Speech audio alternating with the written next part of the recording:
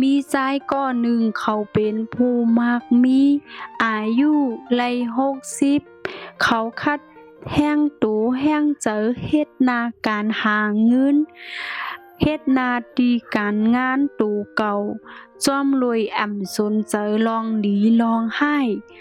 ถึงมีเงินมีอำนาจตั้งนำตั้งหลายว่าเขาเดกว่าตั้งหลายก็เตมีก้นนับย้ำยุกมือไว้ย้อนลองมากมีและอำนาจของเขาอยู่ตาซีอยู่มาเจ้าวันหนึ่งผู้มักมีก็เลยลึกลักลู่เซ็งกำกว่าเย้าจอมรวยตั้งเป็นมักโคเจอวิ่งเงินเขาเลยกว่าทบผู้ตัดไว้เสตายเย้าข้าวยามอันนั่นเขาหู้ว่าตูเขาตายเย้าเขาว่นว่าเขาเงี้ยก้นยอบตูย้อนกาดถุดผู้มักมีก่อเลยลาดเหมือนมีอำนาจยามเฮ็ดยามลาดจุ่มเจอในป้าเฮากว่าส่งขึ้นเฮินเฮาเดเป็นเงินตั้งตั้งหลายเงิน1 ล้านเตไล่ส่งเมื่อถึงเฮินกวยกวนเจอนั่นคอนโหป้อนั้นเอากว่า100 ล้านแลผู้มักมีเทิงเถกวยความตอบก็เหมือนเก่ายังเหมือนเก่าว่าผู้มักมีห้วนเนยเจอว่าว่าเผอก็เย้าหันถึงเงินกวยกวนเจอในเป็นลองย่องสังกวนเจอในจังลาดว่าเมื่อสูมีอาสากอยู่ในสูไลเฮ็ดลองดีแลพ่อนดีสังเย้า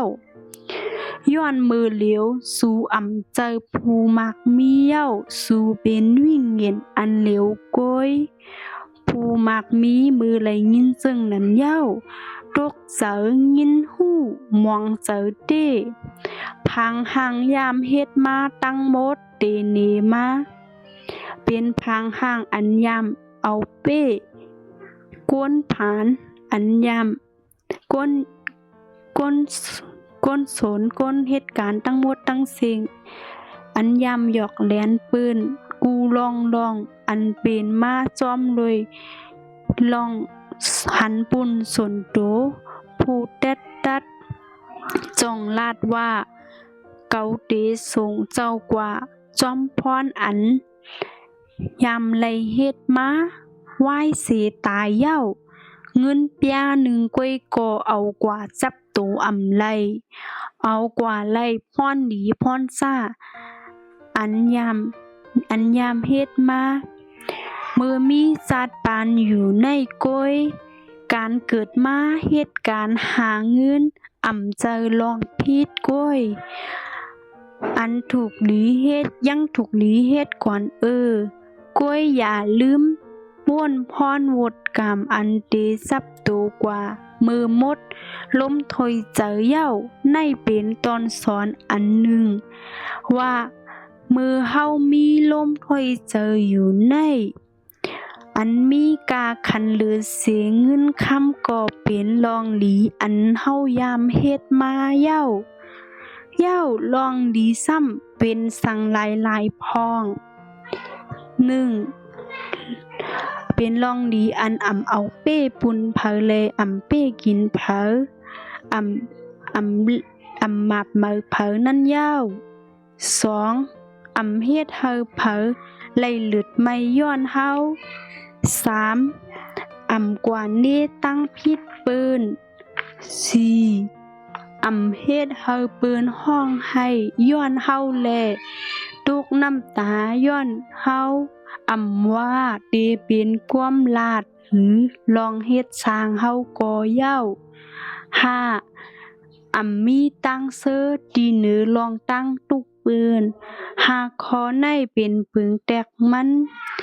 อันลองอย่าเสปืนในมือเฮาเหม็นเป็นก้นอยู่เฮามีตื้อตั้งสุนไลเฮ็ดนากันหลีตั้งตั้งหลายว่าเป็นเงินอันเฮาดูไลนังกะอันเป็นไลว่าแห้งตูอันเฮาเฮ็ดนาการตั้งหลีไล ในก็เป็นพรดีเต้เต้เย้าก็สังเฮาตายกว่าไหนพรดีเฮาในเดจับตัวเฮากว่าไหว้เสตายเย้าสังว่าวิดีโอโหในมีพรดีอย่าไปลืมกดไลค์กดแชร์กดติดตามไว้ปันช่องเฮาค่ะบุญตาเฮาค่ะได้มีแห้งเจอตาได้เฮ็ดคลิปวิดีโอลีซึ่งในแท่งออกค่ะลื่นสุดมาย้อนสู้เฮยพี่น้องผู้ถ่อมยินเฮาเขาตั้งเสียงอยู่ลีแลทบลองลีแลเฮ็ดหน้าการอันลีแลบุญตาตูเก่าเลยกูก็สิกำค่ะ